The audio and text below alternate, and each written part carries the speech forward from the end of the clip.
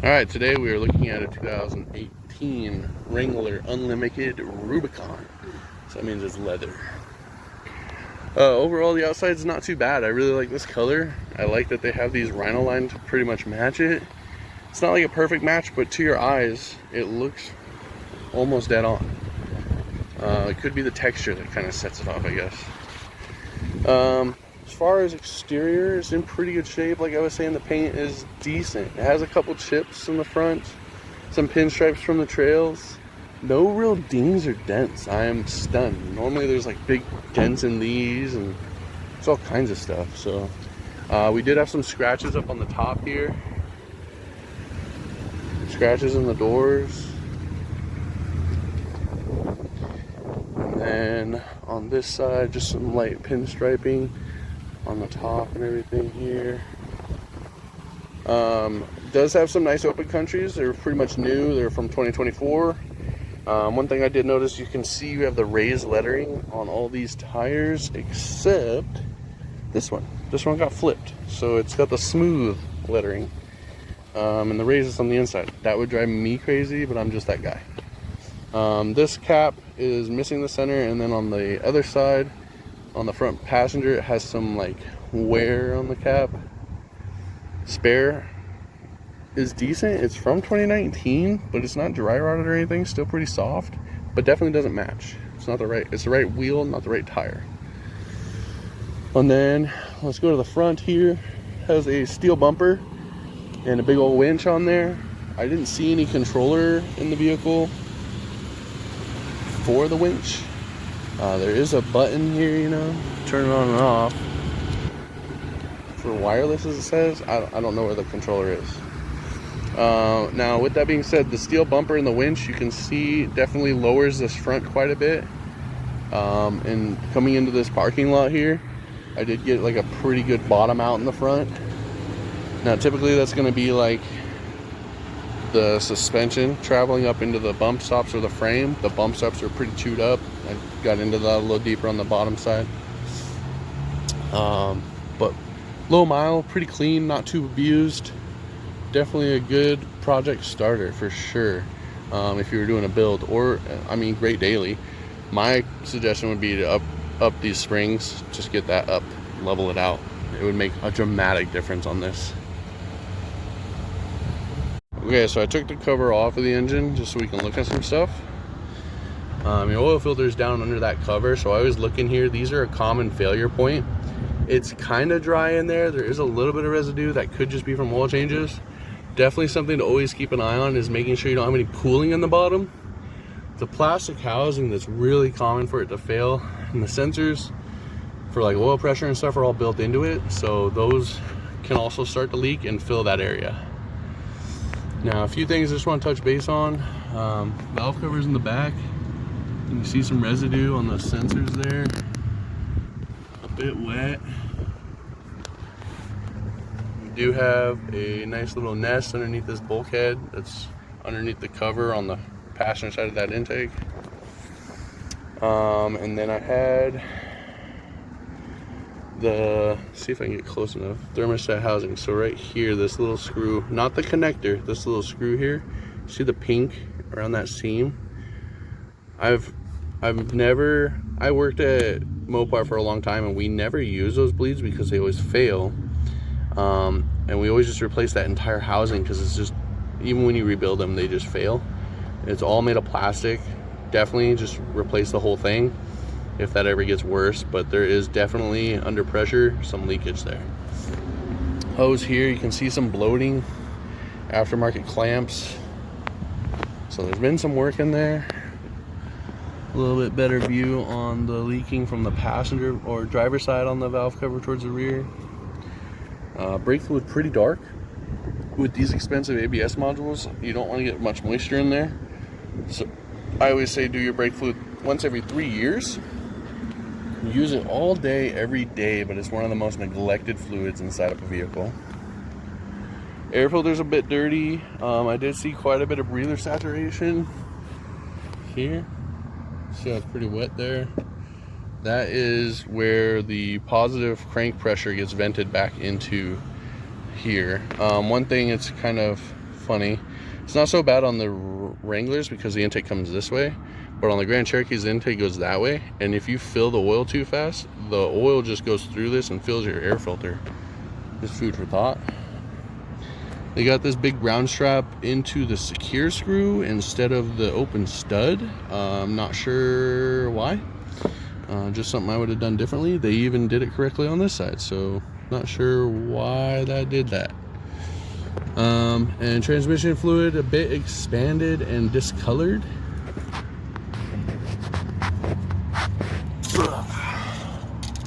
So you can see here we're all the way up past hot. See if it'll focus, and it's a bit like that brownish color. It's supposed to be like a very vibrant pink with the Mopar colors. And then we'll go to your oil. It's a bit dark. I don't know if they did an oil change on it. If they did, I'd probably do no more than 1,000 miles on this before an oil change, just to make sure you get it clean sooner than later. Remember we were talking about those phasers. Once those start acting up, you'll have all kinds of like timing codes and stuff because the oil pressure is not allowed to change the phaser as on demand as it needs it to. Right here, I'm gonna just pause, put the camera down. I'm gonna do a startup for you.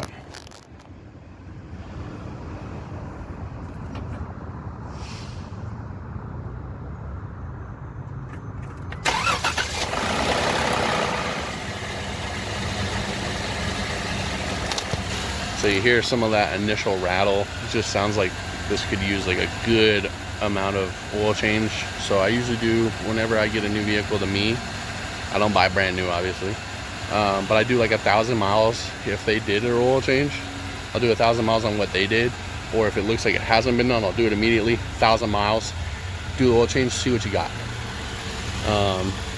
Few short oil changes, you can get right back to a clean engine. This has only got 57,000 miles on it, so you could catch this up still. It's just these things get dirty. They see a lot of dirt, so those oils can get pretty dirty. One thing they don't tell you, oil never really goes bad. It just gets really dirty and contaminated, and that's why we change it. So, food for thought. Okay, we are gonna go from the undercarriage. I use this mirror to kind of just look from front to back. So overall, pretty good, pretty dry. There's a couple things I'm just going to talk about as we go around, just some concerns that I had found. Move this for a second out of my way. So first one being this side, if you look towards your U-joints and the end of the house, you see all this residue. There's a tube seal in here that fails and then it comes out and drips. There's no seals in here really. It's all the way at the pumpkin. It's really common on these. If you're going to be investing in a Wrangler, definitely something you should know how to do. It's on both sides. Honestly, I've done so many of these, I can probably take these apart and put them back together within 2 hours, with the right tools, obviously. But once you've done it, it's kind of like a bike. As long as you lay everything out and do it in the right order and don't mix up your spacers and bearings, it should all be good. And then the bump stops are pretty chewed up on these guys. You'll see some surface rust and whatnot, but nothing terrible. I usually say get a good undercoating around here and it usually helps out. Exhaust, not much you can do for it because of how hot and cold it gets. And then, let's see up here on the front, the heat shields there on the arms are pretty munched up, kind of crumbled up, not really covering what it should. Cats are still there and everything, and frame and body are in really good shape. It does have the factory Rubicon rock sliders, but they're not that aggressive or stable. I wouldn't depend on them, but they will keep the damage off the body. Stock exhaust, 4-link. We'll go from the back. So back on the rear here, so stock muffler and everything. The rear shock, that one is leaking. You can see the residue and everything, so this seal's probably blown. This one's pretty rusted, so something coming up there. Another thing on these brackets here for the panhard bar, they're known to rust out and break off eventually, so definitely they make kits for those. Something to keep an eye on with the amount of surface rust under here. Heat shields known to rattle. This one already gone. Heat shield's taken out of there, so there's no heat shield in the back. And a little one on the top, but the other one's already gone. All right, we're on the passenger side here. This has the skid plate for the fuel tank on this side. Frame and everything looks really good. Here's a passenger with, you can see your oil pan. There's a little bit of residue around there. I'll address that in the engine portion. Frame and everything looks really good. All right, we're on the interior. I always start here at the wheel. Wheels are very busy these days. So this guy, you just have cruise control, phone settings, and then your display menu for this. Source up and down, change channel and volume on the back of the handles here. Mileage 57,804 at the end of our test drive. Currently my seatbelt is not on and the e-brake is set. That being said, Wranglers always have terrible e-brakes. This one is tight. It works good. It'll hold the vehicle in place if you believe it or not. No backup camera on this guy. Just kind of the basic, you know, basic guy. No nav or anything. You can like set it up. I don't know how to like just look at it. See, there we go. You can see the nav. I just don't know why it won't like just be on there. Like some cars, you know. Oh, here we go. I'm smarter than I thought. It did track me well. Each time I checked it, it was in the right places. Now I just figured out how to open it up like that. So this does have nav. You can load discs in here, auxiliary, Bluetooth. It does have satellite, just no backup camera. Auto front windows work as intended. Rear windows does have auto on the climate controls, not both sides, just one temperature for the whole vehicle. Heated seats work really good. And then traction control, obviously, yes, I can turn that off.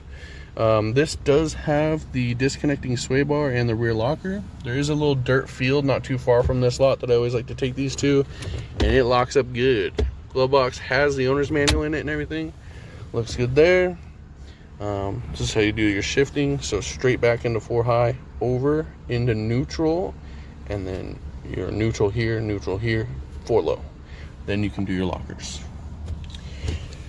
Does have a top storage and then a full storage that locks, because you can take all the doors and stuff, locks, and just leave your car wide open. We're gonna pause here and look from the outside in. Overall, the door cards and everything are in pretty good shape on this vehicle. As far as seats, this one has some wear marks in it, some scuffs, but all the other ones look pretty good. The carpet here, pretty worn, got some stuff in it. These mats weren't really made for this. I'm not sure if they just found them, threw them in. They fit okay. Manual seats, both front seats. Door card, passenger space is really good. Seats also good shape. Seat back's in good shape. Switches here for windows, they do work. Cup holders. They do have like the matte like carpeting on the top for the cover here.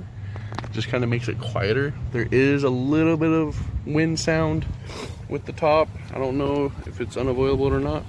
So we're on the passenger, on the rear compartment, same deal, really good. Doors move really good.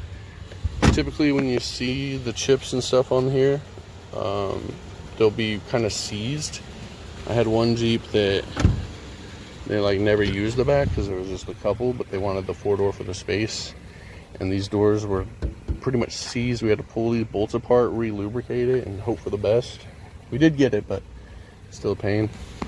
Carpet is dry up in here. I always check that for heater core and all that kind of stuff. All the vents work as intended, and it does have the Alpine stereo, being a Rubicon. Last door card, really good shape. Interior is actually pretty good for a Jeep. Obviously, like the carpets are a bit loose, but most of the time they're just like ripped out or torn up, so not terrible. Some fit and finish. We'll stop here. All right, so trunk portion, rear cargo space, truck bed, hatch, whatever you like to refer to. I call these cargo areas on the Jeeps because it's like a barn door tailgate, but it's also a hatch, but it's also pop it off in a truck bed, so they're just interesting. Overall, really good shape. This one does have like some dings here, some scrapes. On here you can see this is a little loose, so you get a little pop action here of the tin. And then, I mean, carpet, plastic, everything looks really good on the back here. It is an all-weather sub, but it does have like a lot of debris falling in there. That being said, you pull this up, you can actually unscrew the cover and just vacuum it out, clean it up really well, and then just put it back together. And then see if I can do this with one hand. Yeah. So there was water, forgot about, in this tool area. I don't know if this jack will even work. It's still there. The tools are still in here, but all that rust is from water just being left in there to chill with the tools. Just stuff that happens when you have the tops off. You get caught out in the weather. It's cool not having the tops on. Depends on where you live. That's what I always tell people. But this is all goes back together. That's where you store all the bolts and stuff when you take the tops apart. And then there's like cake or something on the inside and a little bit of wiper residue, but beyond that, pretty good. Well, and the dents in that, you can just re-secure that, but it's been like that for a minute. Always remember, glass goes first. You will shatter that if you don't do the order correctly. Watched it happen many times. I did mention this, but I'm just gonna pull back. There's a little bit of rips in the seam here, so that could be a little bit of water getting down in there. No backup camera on this guy, and that's gonna be your rear cargo. All right, this is where we go through the computer and just kind of check on a few things. First thing I just go through is just the onboard monitoring. Just kind of just checks things as you drive. Everything checks out okay. Nothing was, an issue while I was driving. Cams are responsive. I know sometimes if these get gummed up, those phasers will go bad. I checked that just because the condition of the oil was pretty dark still. And then as we go down, we did have a couple sympathy misses. So on cylinder 1, we had 2 misfires on that drive cycle, and then 3 on 2 and 1 on 6. So seems like they just kind of one hit, and usually like sympathy misfires are because one missed, the other ones are out of sync, so they'll just record those other ones rapidly. And that's typically what I'll see, especially when it's only 1 or 2, and we do about 10 plus miles of driving, so there's literally thousands of counts on that, like tens of thousands of counts. So I think I said like 60 something, yeah, 65 is the max it reads. And so out of that whole drive, I'm gonna pause here. We're gonna go do a scan on codes. Alright, so this part, I usually will leave it live for this part, and then I will also do a read in front of you.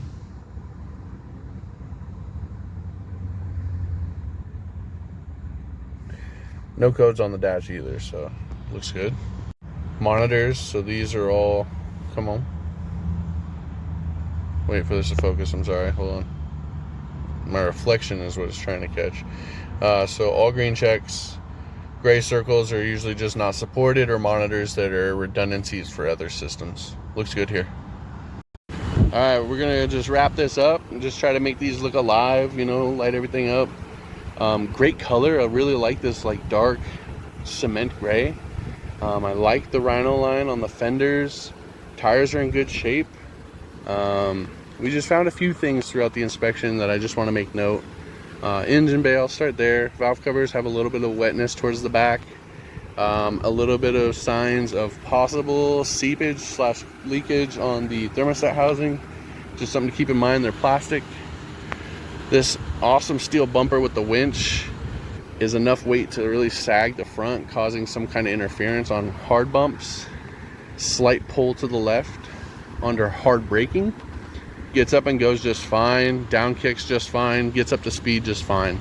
A small amount of wind noise from the top, and then a bit of dings on the rear tailgate, and then there's an internal hinge that is a bit loose, so it kind of pops a bit, and then the spare tire does not match. On the inside, not a whole lot going on. It's pretty clean, black leather.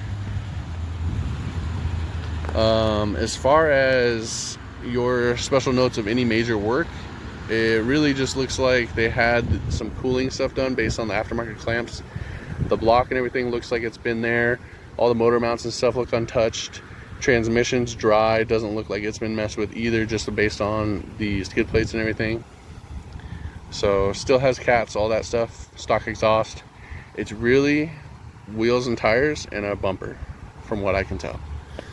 The bumper, you can see that sag there. Definitely my highlight of something I would say to take care of. Fluids, brake fluid, transmission fluid, oil, all a bit dark for my taste. The transmission fluid is a bit expanded. As transmission fluid breaks down, it grows, and that's why you'll see a higher level than what you ever put in there. And that's why there's a low for like cold and a high for hot, right? Definitely want to get that service coming up on 60K. Probably want to do the transfer case at the same time, keep those fluids fresh. Diffs, I usually say every 24,000 miles. Front does have the axle tube seals leaking. Quite a bit of residue built up on those U-joints areas. Bump stops are pretty chewed up, and the rear shock on the passenger is leaking. Left one is pretty rusted, so probably not far behind. Drives good though, honestly. Normally when you have the bigger tires on it, they kind of are dogs. These 3.6s always amaze me. They do really well. These are great running little engines. You just have to make sure you're doing your maintenance. You can't neglect these. They are very sensitive to oil changes, so just stay on top of that stuff. You should have a great time with it. I did mention a little bit more in the engine bay for like stuff to watch out for in there, but good little car. We'll stop here.